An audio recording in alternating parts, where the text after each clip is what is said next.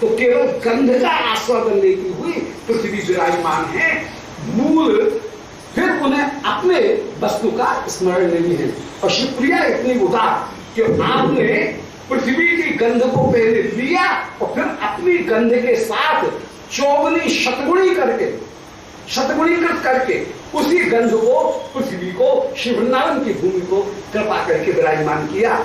श्री विश्वानंद कितनी उदार है यह देख करके जितनी भी सखीगण वे सब अपूर्ण रूप से आनंदित हो रही हैं कि अपनी गंध से वृंदावन की भूमि को भी सुगंधित करती हुई विराजमान हो रही हैं।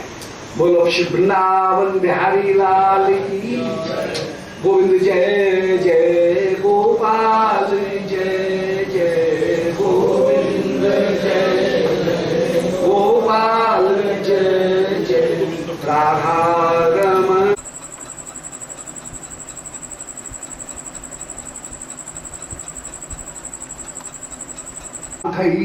ब्रज मन चलितम नैतिकम तस्य नौमि राधाम स्नात विभूषिताम ब्रजप्रिया भूताम सखी विप्रगे तज्ञे भेतान्न पाक रचनाम कृष्णावशेषासनम कृष्णम बुद्धमवाप्त धेन सदनम निर्व्यूढ़ गोदोहनम सुस्नातम कृत भोजनम सहचरै तम चाथ ताम चाश्रये।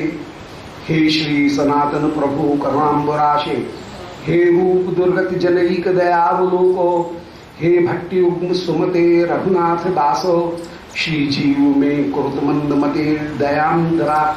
बोलो श्री वृंदावन बिहारी लाल की जय।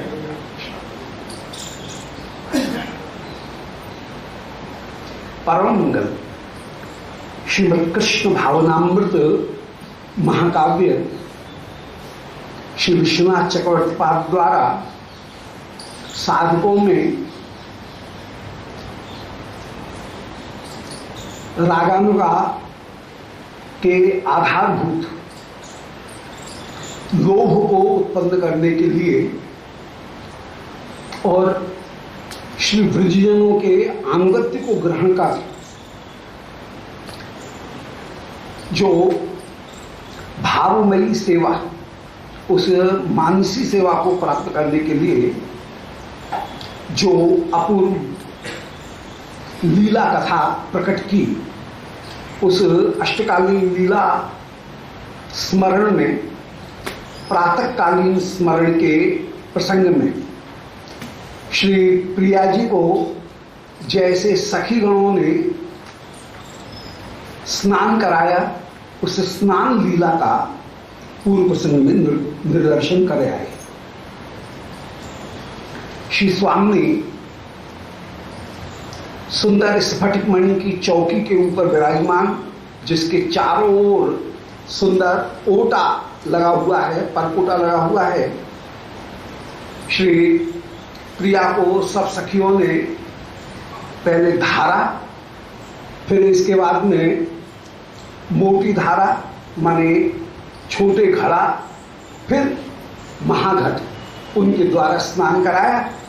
स्नान कराने के बाद में सुंदर तौलिया उनके द्वारा श्री प्रिया उनके केशों को कपड़े में लपेट करके जिस समय ऐंठा देती हुई विराजमान है, उस समय उस श्वेत वस्त्र के बीच से केश पाश की छोर से जल की बूंद निस्यंदित होती हुई विराजमान हो रही हैं।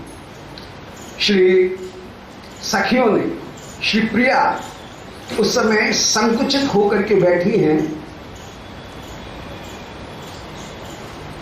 सहज लज्जाशीला होकर के विराजमान हैं, संकुचित होकर के बैठी हैं। सखियों ने उस समय श्री प्रिया के जो उत्तरीय वस्त्र उसको हटा करके जो पृथ्वी के ऊपर डाला, आज मानो पृथ्वी कृतकृत्य होकर के विराजमान हो रही है। इस प्रसंग का वर्णन कराया। पृथ्वी विचार कर रही है कि मेरा गुण है गंध, वह गंध गुण मैंने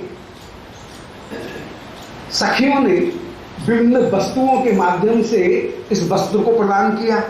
परंतु श्री प्रिया ने अपनी अंगगंध उसमें और जोड़ करके जब इस वस्त्र को अतिशय गंध युक्त करके विराजमान किया, तो अतिशय गंध युक्त होने पर ये वस्त्र आज मेरे ऊपर जब उतार करके रखा गया है तो मुझे मानो अत्यंत अत्यंत आनंदित और मुझे संपत्तिशाली बनाते हुए ये विराजमान हो रहा है।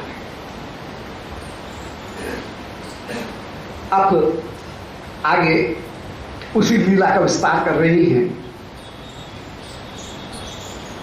31वां श्लोक है, पद्य है चौथे सर्ग का,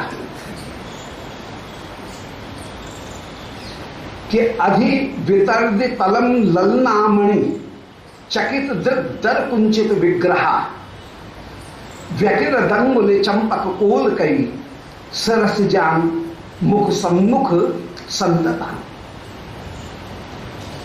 श्री स्वामी अधि वितर्द तलम, वितर्दी मैंने वेदिका, जो स्फटिक मणि की सुंदर बड़ी चौकी है, उस चौकी के बाहर चारों ओर ऊंटा है, उस वेदिका में विराजमान है। तो अधि वितर्दी तलम, उस चौकी के ऊपर, स्नान चौकी के ऊपर श्री प्रिया विराजमान है।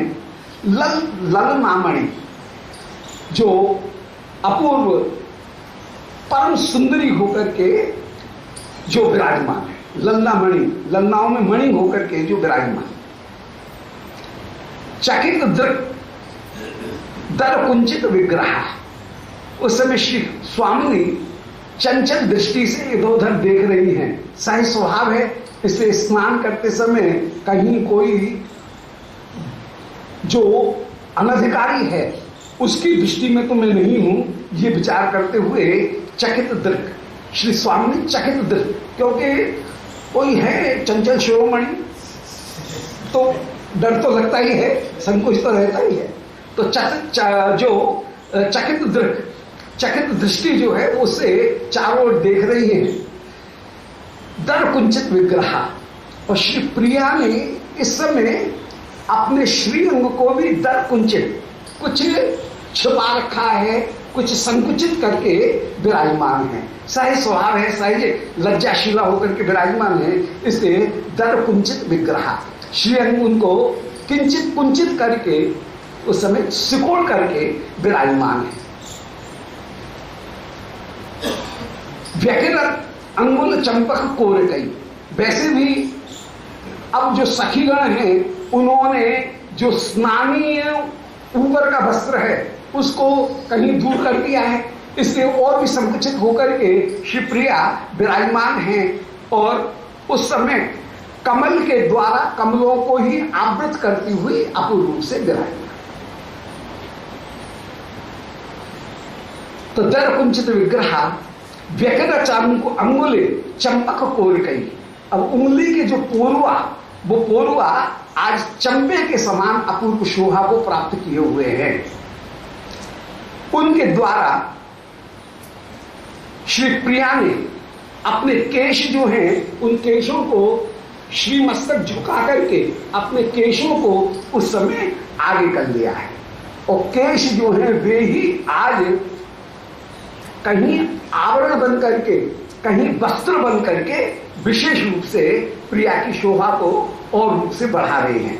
तो व्यक्तिगत अंगुल चंपक कोर गई, उंगली के जो चंपक हैं पोरुआ, उनके कोरक के द्वारा, उन कलियों के द्वारा श्री प्रिया अपने केशों को आगे करके विराजमान है। श्री स्वामी केशों को आगे करके विराजमान है। सरस जान, सरस श्री मस्तक के ऊपर जो उत्पन्न होने वाले हैं ऐसे केशों को आगे करके श्री प्रिया विराजमान है, और आज केश ही मानो श्री प्रिया की सेवा करते हुए वस्त्र रूप होकर के विराजमान हो रहे हैं।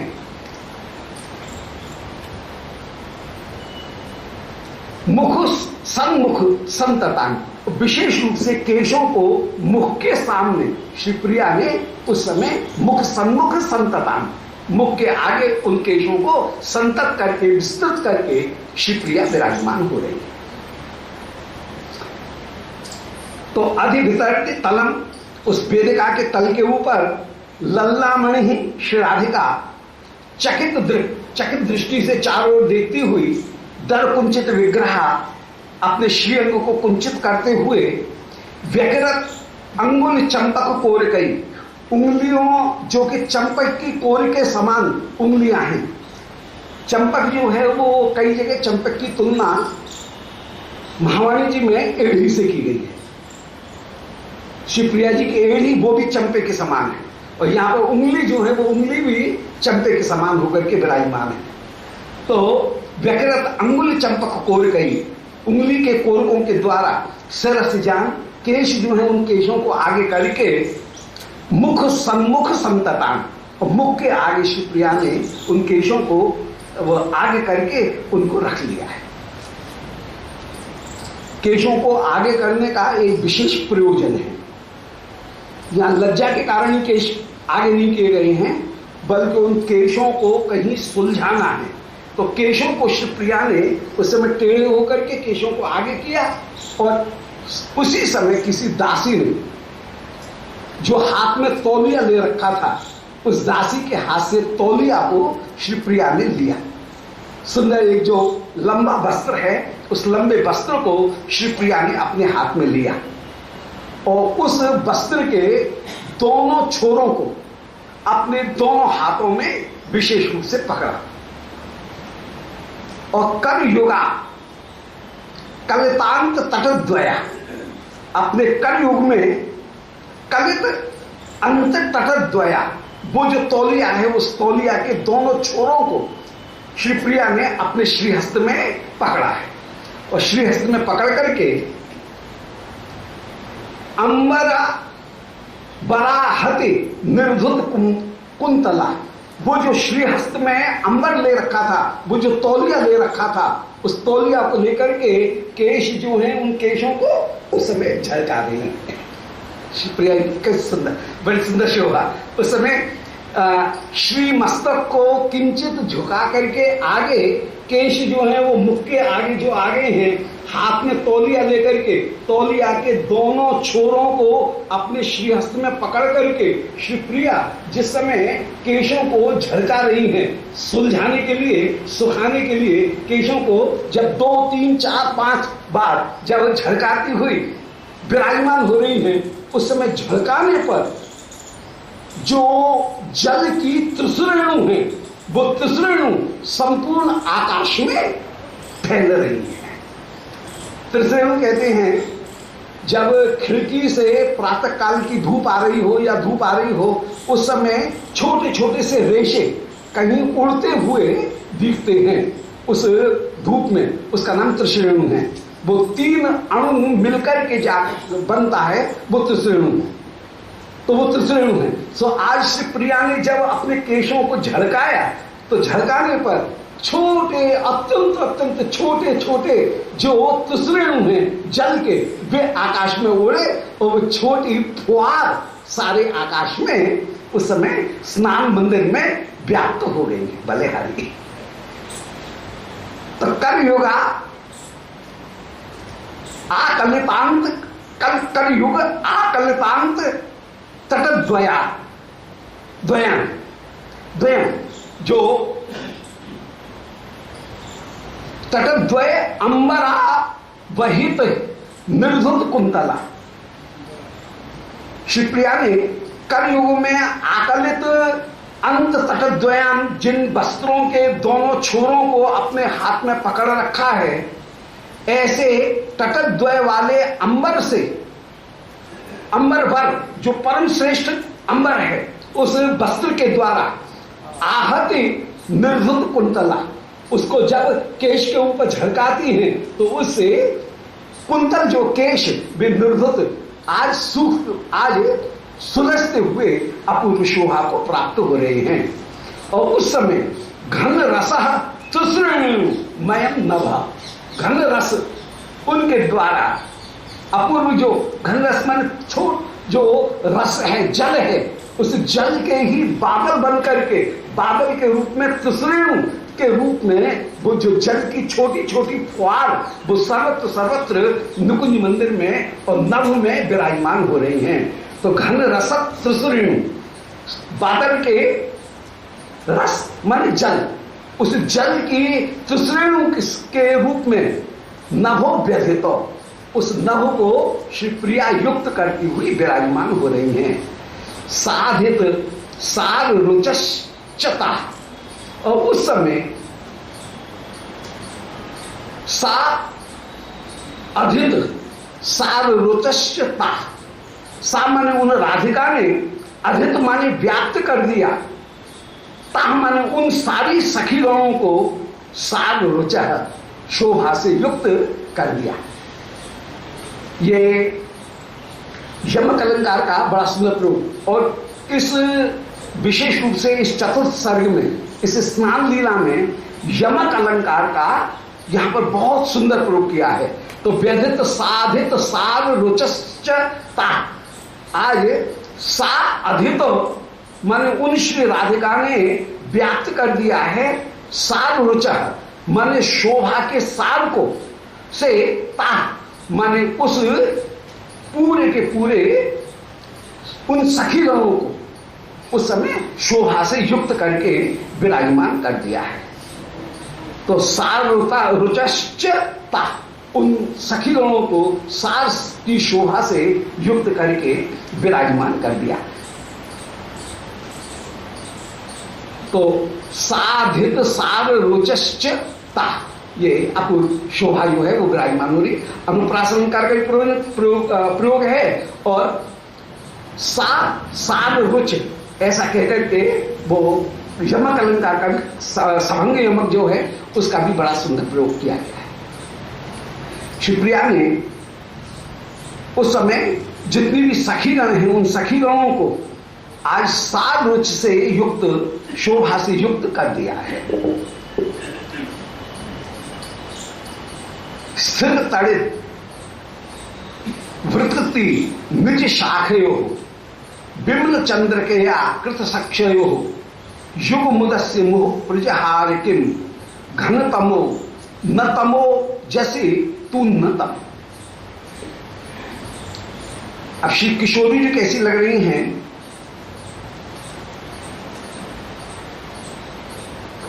किशोरी जी है मानो एक चपला, इसमें एक रूपक देते हैं कि श्री प्रिया जो हैं वे स्थिर तड़ित वृत्ति, आज मानो बिजली स्थिर होकर के मूर्त स्वरूप धारण करके स्थिर होकर के विराजमान हो रही है।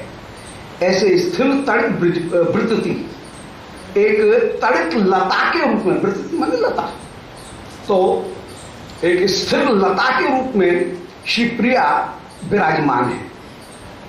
और उन श्री प्रिया ने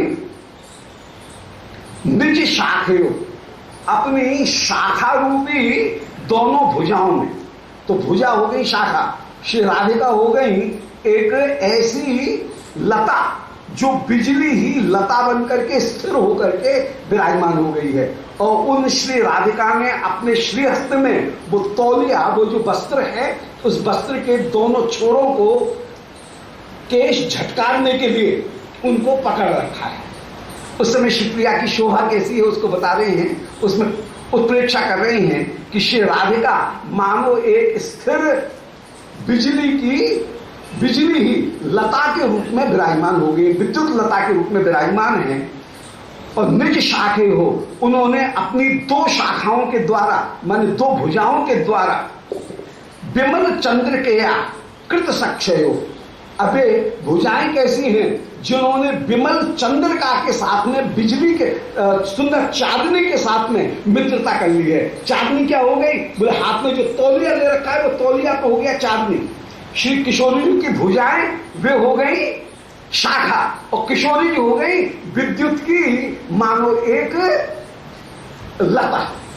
प्रिया जी हो गई स्वयं एक बेल लता, उनकी भुजाएं हो गई दो शाखाएं, और उनमें जो तौलिया ले रखा है, जो जल को झाड़ने के लिए, केशों को झाड़ने के लिए जो वस्त्र ले रखा है, वही हो गया है मानो विमल चंद्र का। और इन विमल चंद्रकाओं के द्वारा श्री प्रिया उस केश के उस वस्त्र के द्वारा, विमल चंद्रिका के द्वारा, वस्त्र के द्वारा श्री प्रिया आज घन तमो नत मोजसी तू नतम, घनतम जो है उसको मानो दंड देना चाह रही हैं। घनतम कौन है? बोले घनतम है केश।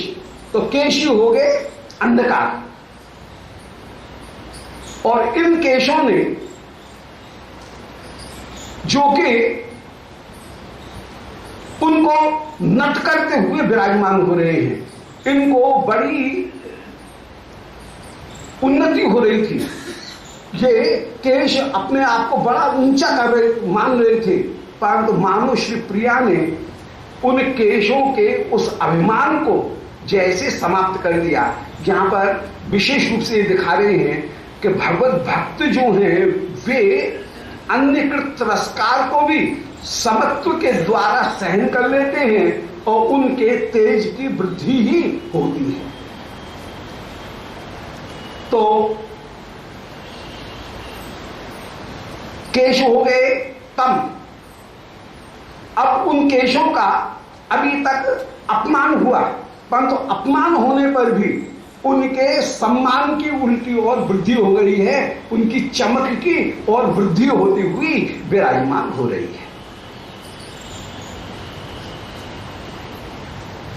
तो युग मुदस्य मोह प्रजहार किम, उस समय श्री प्रिया ने जब उन केशों के ऊपर प्रजहार, जब उनको फटकारा, झाड़ा, उन केशों को झटकते हुए, जब वस्त्र से झटकते हुए विराजमान हो रही हैं, उस समय घन तमो नत मोजसी, ये केश आज नतमोजस तो हो गए हैं, विनम्र तो हो गए हैं, परंतु विनम्र होकर के भी उन्नतता को प्राप्त हो गए। सीधा सीधा भाव ये है कि जिस समय तौलिया लेकर के श्री प्रिया जी ने अपने केशों को झाड़ा, उस समय केश खुल गए और खुल करके अभी तक पानी से जो चिपके हुए थे वे केश अलग अलग हो गए हैं, खुल गए हैं और खुल करके और उन्नत होकर के विराजमान हुए।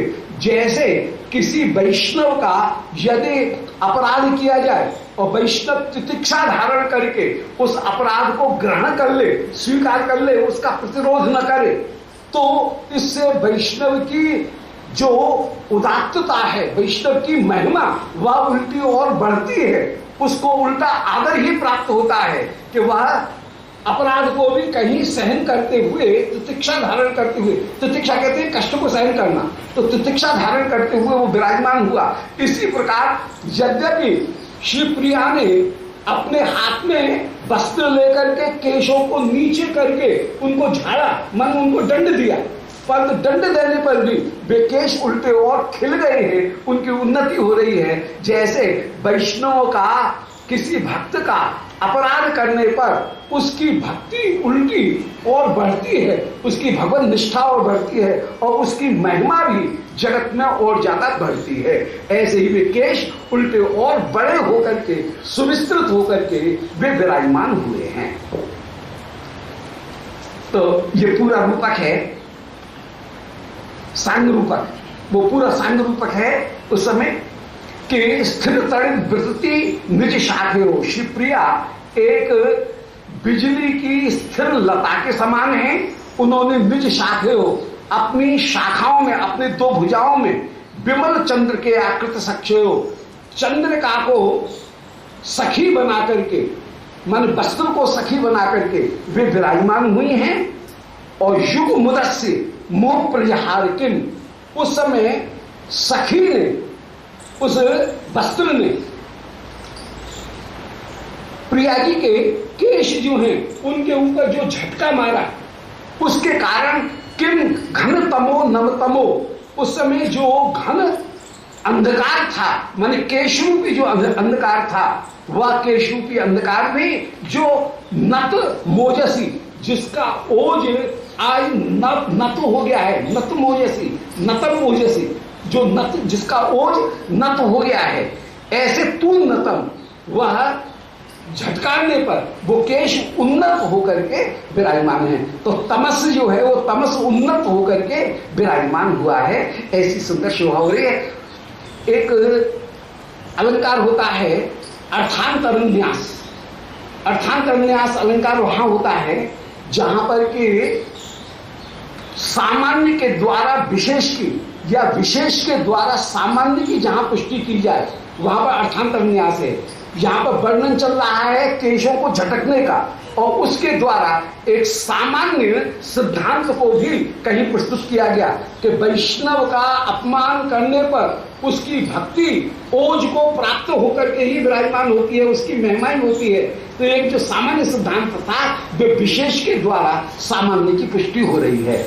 तो सामान्यम वा विशेषो वा यदन्येनो समर्थ्यते, जब अन्योन्य एक दूसरे के द्वारा समर्थित होता है उसको अर्थांतरन्यास नाम करके अलंकार कहा जाता है। और यहां पर वो ही अर्थांतरन्यास का प्रयोग करते हुए एक सामान्य सिद्धांत भी प्रस्तुत कर रहे हैं कि वैष्णव का अपमान होने पर भी उसकी भक्ति ओज को प्राप्त होकर के विराजमान होती है। जैसे वस्त्र के द्वारा केशों को फटकारे जाने पर वे केश उल्टे और खुले और अधिक विस्तार को प्राप्त करके वे केश विराजमान हुए। ये वैष्णव का जो व्यवहार है उस व्यवहार को यहां पर दिखाया गया।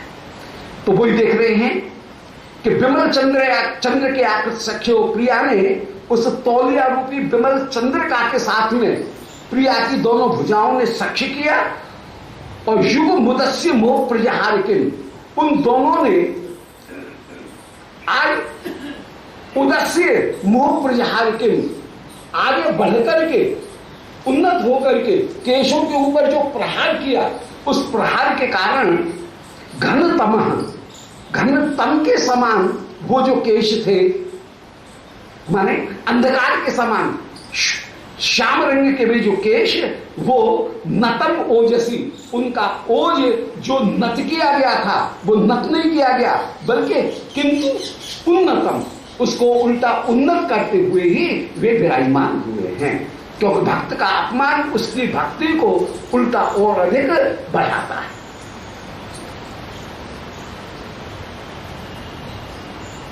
ऐसे केश को झड़का करके शिवप्रिया उस समय विराजमान हुई। सखीगण शिवप्रिया जो है उनके अंग को पहुंचती हुई विराजमान हो रही हैं। शिवप्रिया अभी भी परकोटा के अंदर ही विराजमान है। चारों ओर ओटा है, उस ओटा के भीतर ही स्फटिक मणि की चौकी के ऊपर श्री प्रिया विराजमान है। और उस समय श्री प्रिया ने इशारा किया, किसी सखी ने उस समय श्री प्रिया जो है उनको सुंदर लहंगा दिया। और लहंगा की क्या शोभा उसका वर्णन कर रहे हैं कि रुचिर कुंचन समृद्ध मूर्ध होता है। ये लहंगा जो है वो कैसे बोले, रुचिर कुंचन समृद्ध मूर्धता है, जिसमें ऊर्धता माने ऊपर नारे के स्थान पर रुचिर कुंचन विराजमान है, सुंदर, जिसमें अपूर्व से चुनवट विराजमान है और चुनवट से वो सिला हुआ है। चुनवट देकर के जो ऊर्धता ऊपर की तरफ रुचिर कुंचन पूर्वक सिला हुआ है। तो रुचिर कुंचन समृद्ध, समृतम ऊर्धता, ऊपर सुंदर चुनवट वो जिसमें विराजमान है। और तत्मदः प्रपदावले लंबिसा, और नीचे वो चरण तक लंबा होकर के विराजमान है। ऊपर तो उसमें चुनवट है और नीचे वो चरण तक लंबा है। ऐसे सुंदर लहंगा उसको शिवप्रिया जी ने उस समय ग्रहण किया है। और परिदधे अरुण सूत्र शतांतरम, और उसको शिवप्रिया ने ऊपर से ही वहां सुकड़े सुकड़े विराजमान होते हुए ऊपर से उनको पहन आपने धारण किया और धारण करके विराजमान परिदधे, उसको धारण करती हुई शिवप्रिया उस समय विराजमान हो रही है। परिदधे अरुण सूत्र शतांतरम, लाल जो सूत्र है मन जिसमें लाल नेफा में सुंदर इजार बंद बंधा हुआ है, लाल जिसमें सुंदर नाड़ा पड़ा हुआ है, तो ललित सूत्र बलिहारी, अरुण सूत्र शतांतरम, अरुण सूत्र जिसमें सित मन पोआ हुआ है। ऐसे उस लहंगे को श्री प्रिया ने प्रवर मंबर मंचित चित्रबा, और जिस लहंगे में प्रवर अंबरम अंचित चित्रबा, सुंदर सुंदर जो वस्त्र है और जिसमें चित्रबा सुंदर चित्रमयी जो शोभा है, वो चित्रमयी शोभा जिसमें विराजमान है। चित्रमयी जो शोभा है वो चित्रमयी शोभा जिसमें विराजमान है, अर्थात जिसमें सुंदर कहावट हो रही है, ऐसा वो सुंदर बढ़िया डिजाइन वाला जो लहंगा है, उस लहंगा को श्री किशोरी जी उस समय धारण करती हुई विराजमान है। तो रुचिर कुंचन समृद्ध मूर्धता, जिसमें चुनवट अपूर्व रूप से ऊपर तो इजारबंद में नाड़े में तो सुंदर चुनवट है, और तट मधा प्रपदावधि लंबिसा, और जो नीचे चरण तक लंबी